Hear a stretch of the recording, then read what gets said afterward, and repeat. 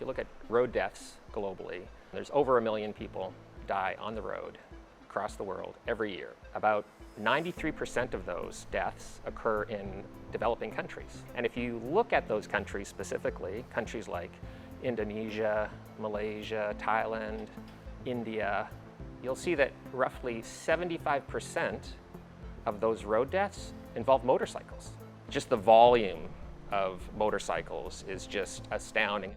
There's definitely big challenges. There's a lot of riding differences between the US and countries that we're targeting. For instance, when I was in Jakarta, I was pretty much overwhelmed by just every bit of space that you could take up with a motorcycle was taking up, between cars, on the side of the road. So it's a lot more of a chaotic environment. We felt that there was a situational awareness related issue, that the rider wasn't perceiving maybe vehicles that were in front of them. And so that's where we came up with MCAMS, the Motorcycle Collision Alert and Management System. A little forward collision warning system on the front of a bike that would alert riders about an impending crash that they needed to course correct. The device has 3 key components. The first is a unit that is on the motorcycle itself, and this has some sensors, accelerometers, GPS, and a forward distance sensor.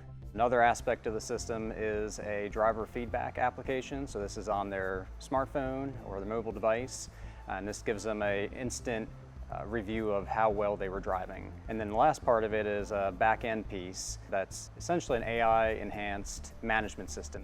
If you look at Malaysia and Indonesia and all of Southeast Asia, the primary mode of delivery is on motorcycles. There's tons of food delivery companies, package delivery, but none of these companies have this type of safety technology. So we thought that that's an opportunity to help educate the rider, but also educate and inform maybe the manager of that rider to understand safety risk that fleet of motorcycle delivery companies might have. I think this is going to help make a very big difference in just some of the preliminary findings that we've seen so far.